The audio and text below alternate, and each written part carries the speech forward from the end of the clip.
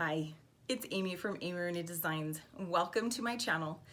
Today I'm going to walk you through all of the steps to create the mini pillows that you'll find in my pattern in my Etsy shop, a mini pillow for all seasons. I will link to the pattern in the description below. The pattern includes 4 different seasonal applique patterns, including spring, summer, fall, and also winter. Then the pattern includes 3 different versions of the mini pillow itself. One with a border with cornerstones for a little accent and to add a few extra prints and colors.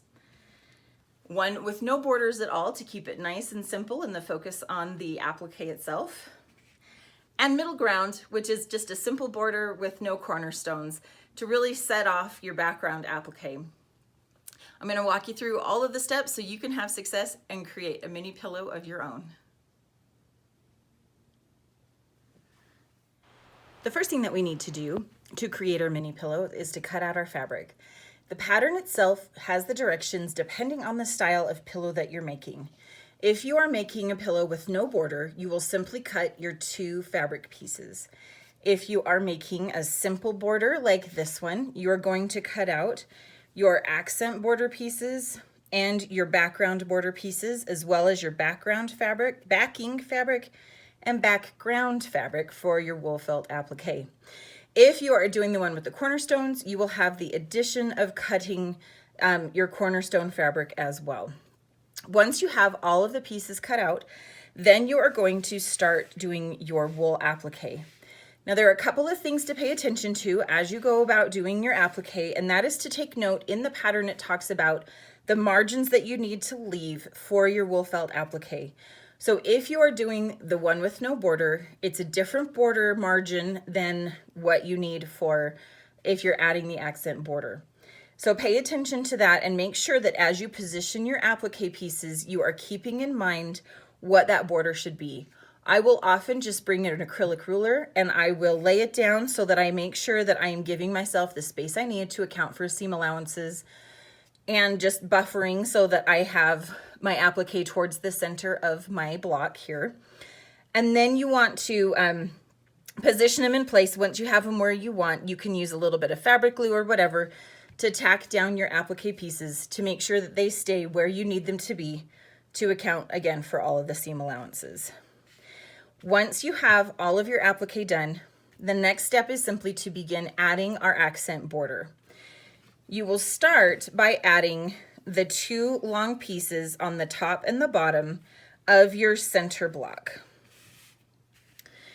Everything in this pattern uses a 1/4 inch seam allowance, and so you will take this to your sewing machine. You're going to put them right sides together and sew a 1/4 inch seam on the top and on the bottom. And then depending on the type of border and background that you are doing, it will determine which direction you're going to press your seam allowances. I recommend pressing towards the darker fabric. So if in this case, I am having my background fabric is a light fabric and my border is dark. So I'm going to press towards my border. But on this other sample that I have to show you, I am doing the opposite where I have a dark background and light borders. And so I am going to do the opposite and press my seam allowance towards that center. Once you have them pressed, then we're going to add the short sides. If you are doing the cornerstone piece, you will first need to add the cornerstone blocks to the top and bottom of each of your short side accent border pieces. Once you have them down, and again, you want to pay attention and press your seam allowances towards the darker fabric so that when you go to add this side of your border, those seam allowances are going to nest. Let's see if I can show you more clearly how that cornerstone fabric and the seam allowance from this long side border nest together. And then you are going to, again, use your 1/4 inch seam allowance and sew both of those down. And then press your seam allowance the same direction that you did. So in this case, it will be towards the background of the wool applique. Once you have your accent borders on, then you're going to add your background border, your backing border, In the same way, you'll add your top and bottom long strips first, and then you'll add your side strips. Again, pressing towards the darker fabric, in this case, the background fabric, backing fabric, sorry. All right, once you have your front done, you're going to take your back and then you're going to put them right sides together. You'll take this to your sewing machine and then you will sew around the entire thing using a 1/4 inch seam allowance. You want to leave an opening at the bottom, preferably 2 to 3 inches wide. This will give you a place to both turn your pillow right side out as well as stuff your pillow once it's finished. So we'll get to that point and then I'll show you how to box the corners. Okay, so I have sewn around my pillow front and back.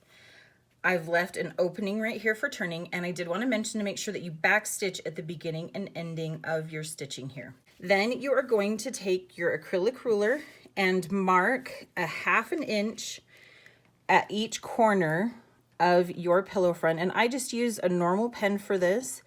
It's going to disappear into the seam allowance anyway. We're going to cut most of it off. Then you'll take a pair of scissors and you're going to cut out that square at the corner. And this is the part where it gets a little tricky to write it in a pattern. And it's much easier to see visually. All right, so we have our square cut out here. So what we're going to do is we're going to pull these 2 corners from our squares that we've cut out right here, and we're going to pull them away from each other.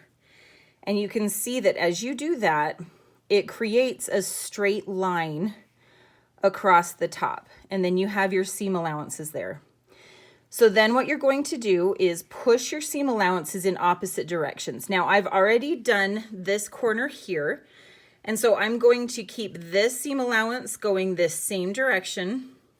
So I am going to push that one to my right, and then I am going to push this bottom seam allowance to my left, and I'm going to slide those seams together so they nest.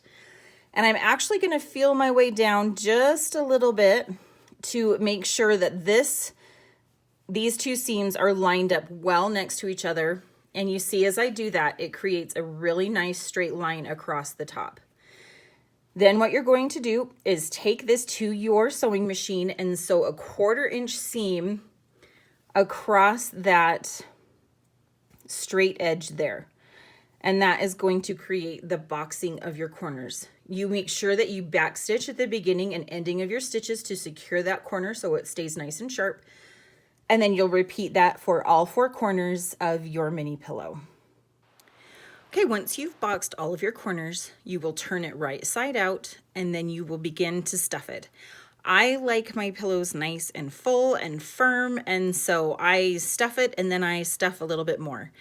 The other thing you want to pay attention to is your corners, and make sure that you have it nice and stuffed firmly in all 4 of your corners.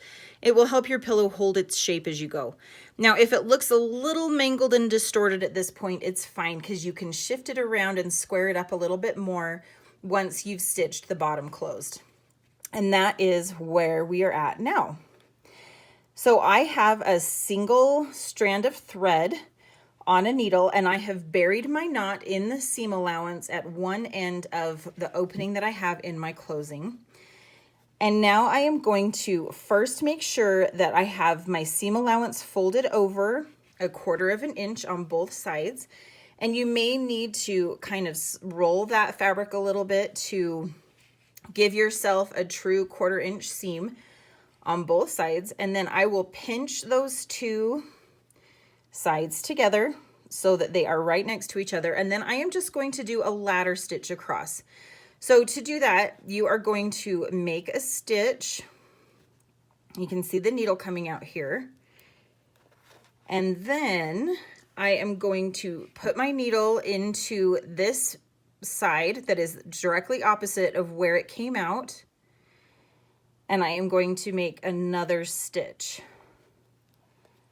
And then when I pull, it will pull those 2 together. So let's add a couple more stitches and then you can kind of see the magic of the ladder stitch. Now you want your stitches to be not super tiny because that would be annoying and take forever.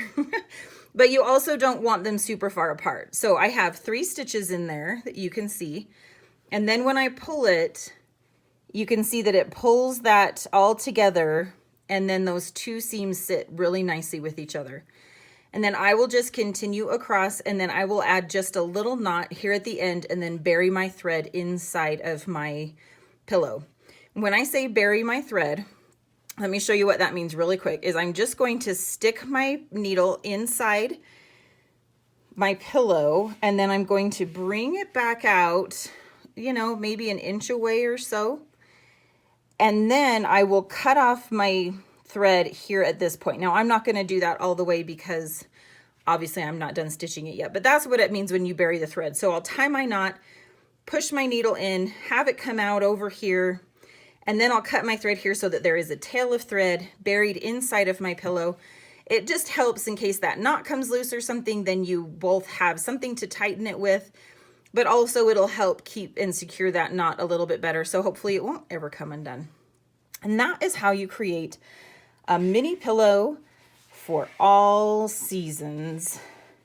I hope you guys have enjoyed this tutorial. If you like it, please subscribe to my YouTube channel. You know that helps us to create more videos and more tutorials. Leave a comment if you enjoy this, or if you have any questions or further things you'd like to see me do video tutorials for, let me know. Until then, until I see you next time, happy sewing, everybody.